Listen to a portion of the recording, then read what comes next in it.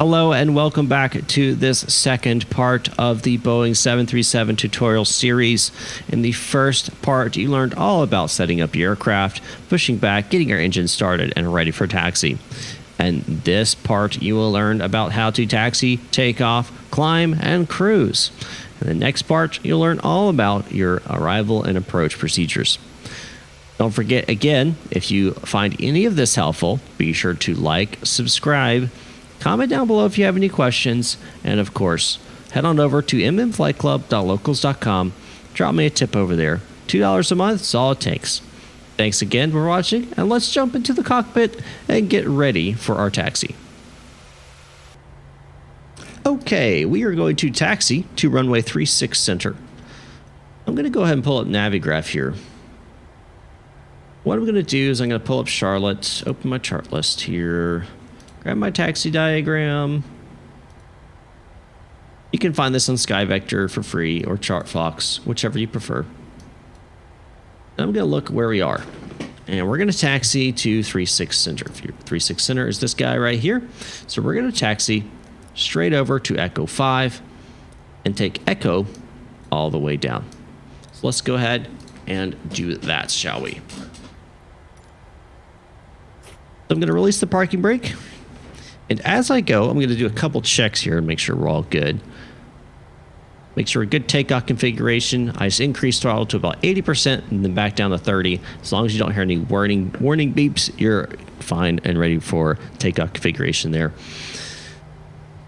As we're taxiing, we're going to do a couple things. We are going to do some stuff with our transponder, our landing lights, our position lights, our chimes, weather, auto throttle, VNav, LNav, and our engine start selector switches. We're going to do that as we get closer to the end of the runway. So for now, we're just going to taxi at a nice, easy 10 to 15 knot pace. Make sure you don't exceed 15 knots when you're making a corner. You may end up kind of unbalancing aircraft. Your wings may strike the ground. So be sure to not take corners more than 15 knots. Get onto the taxiway here.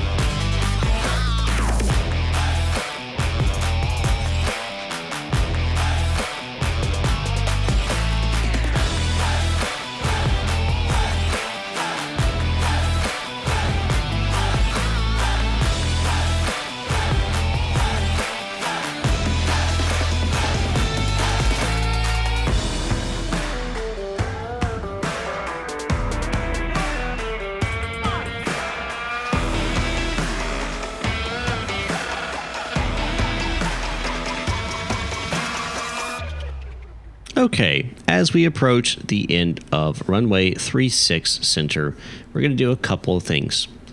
First, we're going to turn our transponder to TARA. What that basically does, when you do that using this button down here, is let you know if there's traffic in the area and it will alert you of that traffic.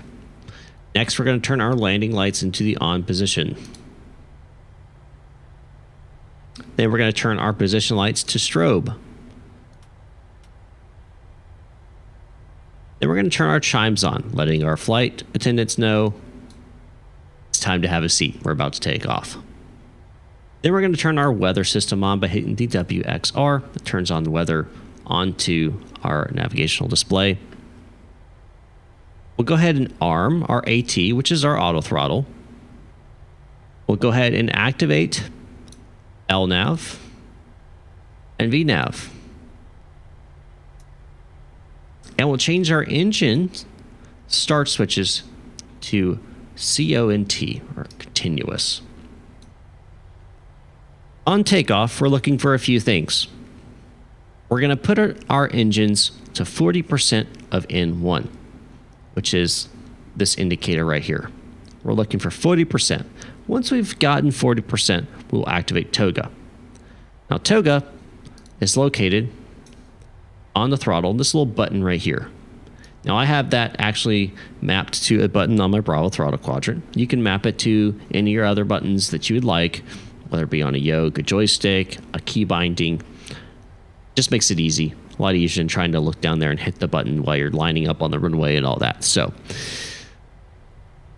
we are going to hold pressure down on the yoke until we reach 100 knots. Then we'll release that pressure and then gently pull up at VR, or rotating speed. So let's get lined up on the runway and get going. I'm going to go ahead and start my timer. Let us know how long we've been in the air. Going to verify we are on runway 36 center.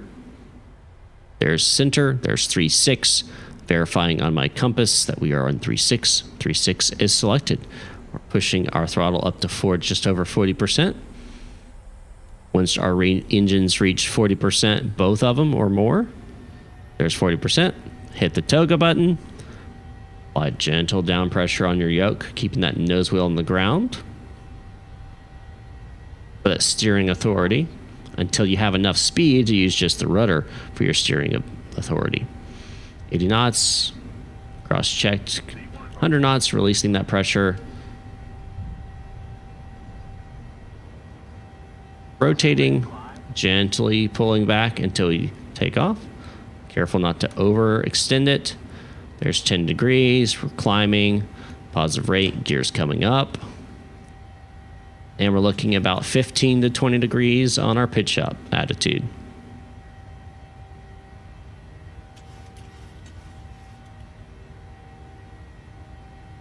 And we're just following that magenta line on our primary flight display.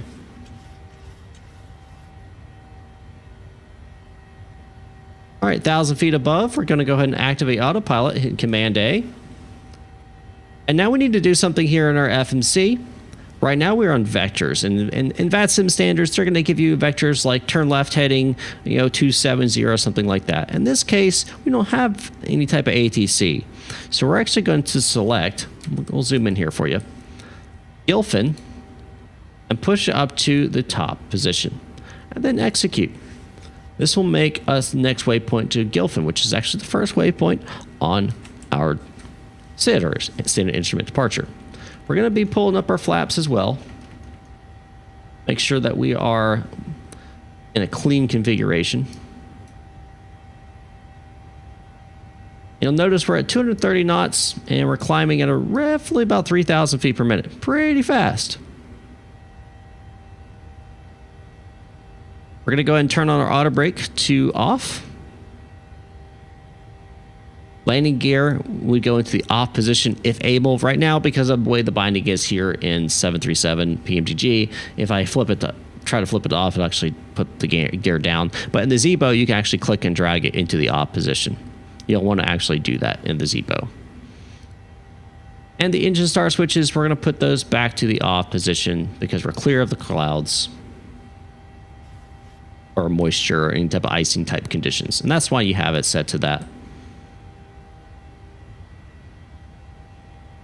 Now's a good time to check your systems to make sure everything is nominal. Check your pressurization, make sure it's beginning to pressurize, make sure FMC and autopilot are working correctly, and so forth.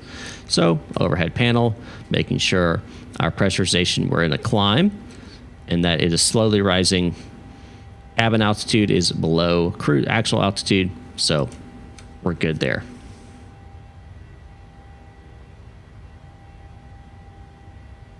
Now we're on our climb to our cruise. There's a couple different waypoints, so to speak, based upon altitude as we climb. The first one is 10,000 feet.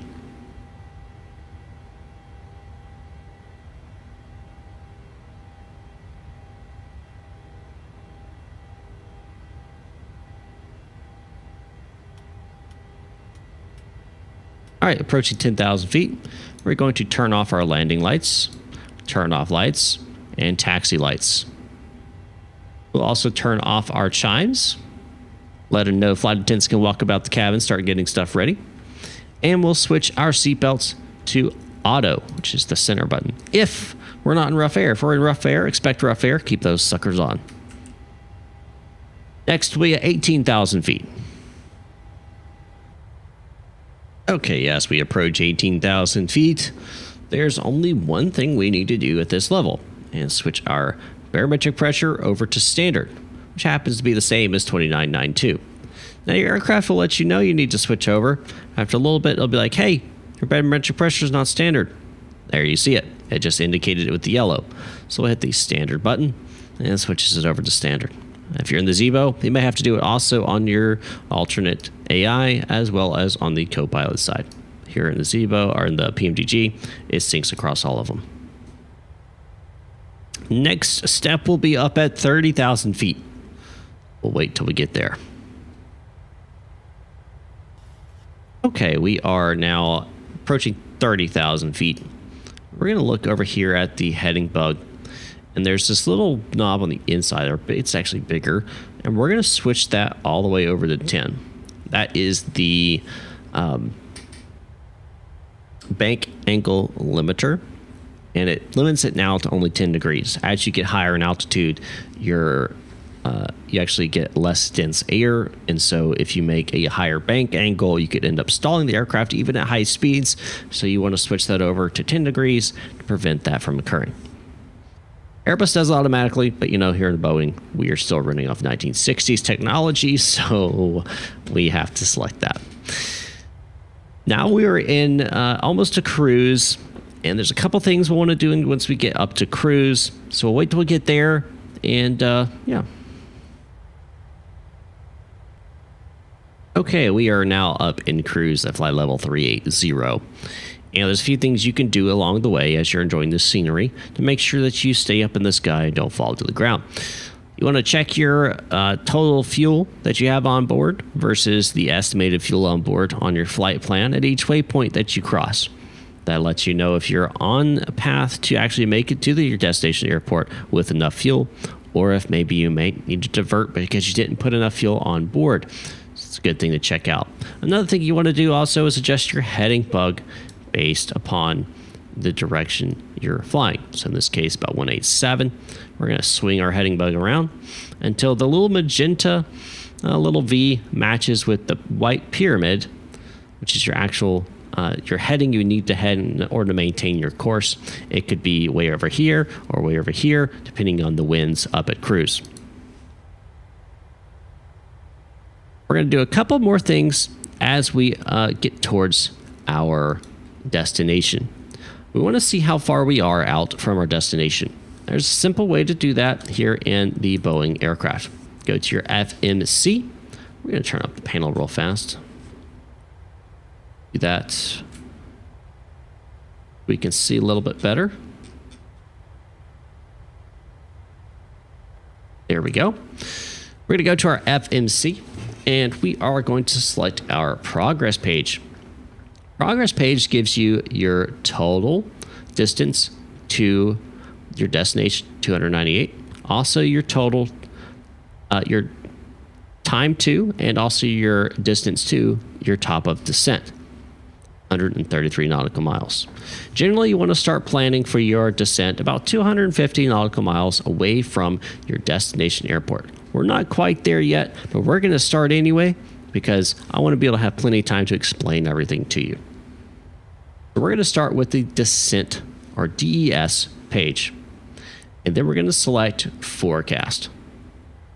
There's a bunch of stuff on here, but it's not too complicated. This just helps, specifically with your descent planning with the aircraft, knowing how to manage itself. So it's just a helpful tool for it right now. You don't have to do this, but it's just, again, it's a useful thing to do while you're in your planning your descent. We'll start at our descent winds, altitudes of 20,000, 15,000, and 10,000 feet. You can find this on your flight plan on page 6 of your plan. Usually, if it's a really long plan, you might find it on page 7, and generally, you'll find it on page 6. You can request winds through destination winds requests in the PMDG. Zibo, you don't have that option. We're going to do it manually here for y'all over using X-Plane. And of course, you should know how to do it here in the PMDG as well. We'll start by typing out 200 and pressing the L3 button, put it into the altitude for the first line. And then 150 into the L2 and 100 into the L3. Then we're going to match up the winds and direction speed for those winds. Again, this is on your flight plan. And we're going to select, we're going to clear that out first. We're going to select 271/01. I'm sorry, that is incorrect. 261/032. Put that into R3. And then 271/019. Put that into R4. Hear that message again. It's really annoying, I know. 255/014. Like there. And we're going to hit execute button. Next, we'll grab our ISA average and the destination pressure. And this SEM, since I have weather set to basically perfect, it'll be 29.92, but it will vary if you're using bad weather or live weather, or if you're on VATSIM. Also note that the ISA and the winds are going to vary too. Most likely these winds are not accurate because SimBrief pulls live weather, not the simulator weather. The ISA is positive 004, so we'll type 004 / grab the temperature or the barometric pressure on the ground of 29.92 and slice that into R2 and click execute. Next, we're going to set up some basic reference points for our descent and approach. Click the fix button and it'll bring you to the fix information page. We are going to type in RW, stands for runway 17 L, runway 17 left, and put it into the L1 button. This is the center of the point that it'll create the fixes off of. Next, we'll type in, I should say, cut that out. Next, we are going to use a simple equation to estimate our top of descent. This is a reference point for ourselves to know that, yes, the top of descent calculated by the FMC is accurate, or at least close to being accurate. So we're going to take our cruising altitude. We're 380 today, flight level 380, 38,000 feet. We'll divide that by 1,000, which is just 38. Then we'll times that by 3, plus 10. In this instance, it's 124. So we go /124, and then we'll do /10 and /4.5. At 124 nautical miles from the airport, we should start descending. At 10 nautical miles from the airport, we should have flaps at 5 and speed below 210 knots. Remember, this is all reference and needs to be adjusted as necessary for the safety of your flight and air traffic control. At 4.5 nautical miles on final, you should be in the landing configuration. Now, on to a few other items we need to set up the aircraft now for descent. We're going to adjust our MCP altitude to the glide slope intercept fix. Again, this is for ease of use, not real life. Real life, you do something slightly different. In this case, we're going to put it down to 1,500 feet. Again, ILS 17 left. The glide slope intercept point is at 1,500 feet.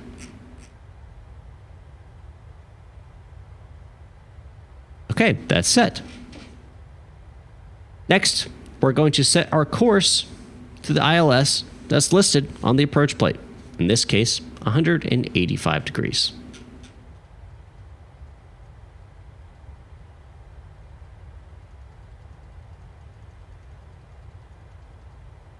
And you want to set both the co-pilot and the pilot sides.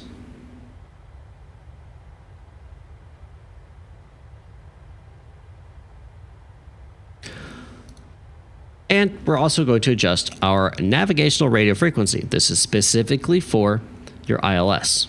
So if we look down at our radios, you'll see the ILS, the nav radio right here. And we're going to select 110.95. That is the ILS frequency listed on the approach plate. Switch that over to active. Next, we're going to switch our barometric pressure minimums to the minimums listed on the chart. In this case, we're going to do the Cat 1 ILS minimums, and it says 290 feet is our minimums. So we're going to make sure that our minimums is selected to the barometric. This is radio, barometric. And we want to select them.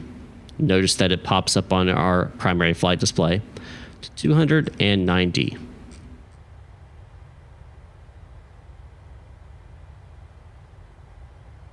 Here we go. We're also going to set our auto brakes. In this case, we're going to set it to 2. Now you can do a whole performance calculation, landing configuration, all this kind of stuff. But in most cases, auto brakes 2 is going to be just fine. Auto brakes 3 you'd use on a little bit shorter runway, 4 on or max on a very short runway, and so forth. 2 is usually what I like to select. It lets me have a good amount of braking automatically. Before we descend, we do want to check our FMC again to make sure all the restrictions according to our star are in the FMC. So we're going to go down to our FMC, click on the legs page,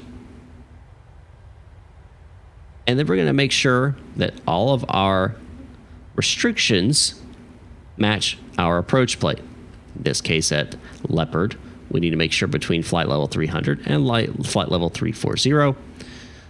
At NOM, above flight level 190. At 4U, 280 knots above 13,000 feet. NIC between 12,000 and 14,000. Big B, 250 knots at 10,000 or above. GTOUT at 240 between 9,000 and 11,000. And then Banya, 210 knots at 7,000. So we're good there.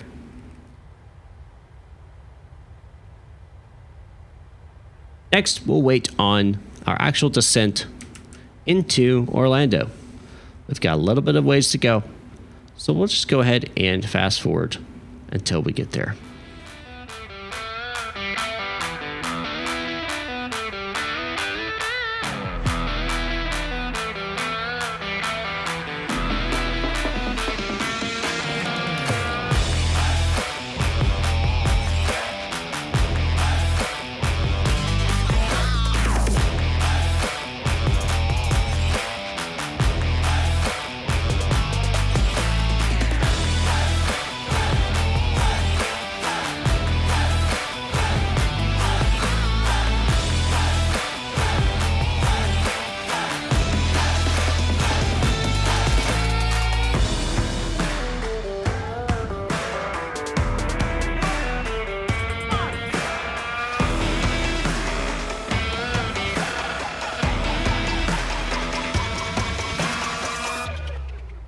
Okay, as we approach our top of descent point, you can either let the aircraft start a descent automatically at the top of descent point, or you can manually tell it to descend now. To do that, simply look at your FMC, hit the descend button, and hit the R6 or the descend now button.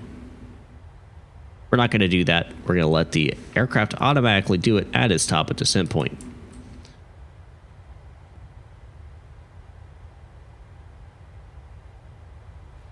As you can see, the aircraft has started its descent automatically. Thanks again for watching this second part of this Boeing 737 tutorial series. Don't forget to like this video, comment down below if you have any questions, subscribe so you see all of my videos, and don't forget to join me over at mmflyclub.locals.com for as little as $2 a month. Thank you again for your support, and I hope to see you next time up in the sky.